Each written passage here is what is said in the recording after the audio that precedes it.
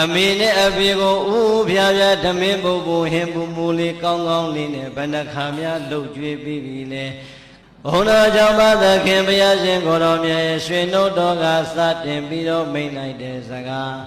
ဟေးမင်းတို့ကိုမွေးပေးလိုက်တဲ့မင်းတို့ရဲ့မိဘနှစ်ပါးသည်ငယ်စဉ်တောင်ကြီးဘဝလည်းနှလုံးပခုံးနဲ့လက်နဲ့သင်ဝါဘတ်တော်ကစီနဲ့လူဖြစ်အောင်ကျွေးမွေးဆောင်ရှောက်လာတဲ့အရွယ်ကလေးကအမေရင်ဝင်ထဲမှာနှုတ်ကြိုတွေတောက်ဆိုနေတဲ့သားငယ်သမီးငယ်ကလေးကိုကြည်ရင်နဲ့မင်းတို့ရဲ့အမေမျက်လုံးအိမ်မှာမျောလင်းချက်တွေနဲ့အာရပါရရှင်မြူနေခဲ့တယ်ဘယ်လိုများမျောလင်းချက်တွေထားခဲ့သလဲဆိုရင်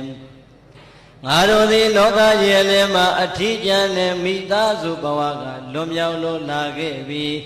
ငါရင်ဝင်ထဲမှာဟောဒီမှာနှုတ်ကြိုတွေတောက်ဆိုနေတဲ့ငါသားကြီးငါသမီးကြီးလောကကြီးအလယ်ငါတို့ရဲ့မိသားစုဘဝထဲမှာရောက်လို့လာခဲ့ပြီ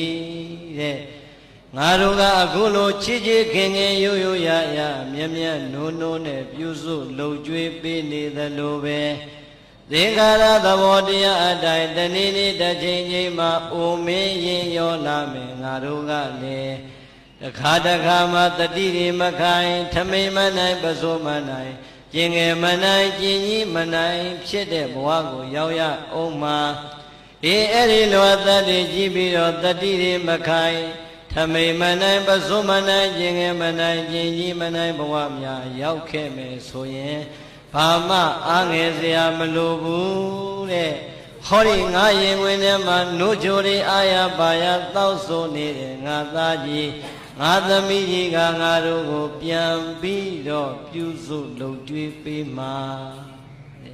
နှုတ်တိုက်နေတဲ့အမေရင်ထဲမှာလည်းမျောလင့်နေတယ်ဘေးနာကအမေကိုအားပေးနေတဲ့အဖေမျက်နှာကလည်းပြုံပြုံကြီးနဲ့မျောလင့်ခဲ့ဘူးပါတယ်မြတ်စွာဘုရားကဒီစကားကိုမိန့်နေတာဟုတ်လားမင်းတို့ကိုငယ်ငယ်လေးတဲကကွာတဲ့နှုတ်ကြိုတိုက်ကြွေးတဲ့ကမင်းအဖေနဲ့မင်းအမေကမျောလင့်သွားတယ်ငါတို့ကဟောဒီမှာရိုးရပြုစုပေးနေသလိုငါတို့အသက်ကြီးရင်လေငါသားကြီးငါသမီးကြီးကငါတို့ကိုပြန်ပြီးတော့ပြုစုလုပ်ကြွေးပေးမှာလို့နံပါတ်1မျောလင့်ချက်အနေနဲ့မျောလင့်သွားတယ်တဲ့ပရိသတ်ကြီးမိဘနှစ်ပါးရဲ့ယင်လေးကမျောလင့်ချက်ကိုမိဘနှစ်ပါးကတော့မပြောရလို့မပြောထွက်ခဲ့ပေမဲ့မြတ်စွာဘုရားကရွှေနှုတ်တော်ထွက်လို့မိန့်ခဲ့ဘူးတယ်ဒီတော့အားလုံးတို့သာသမီဖြစ်ကြတဲ့ဦးဇင်းတို့အပါ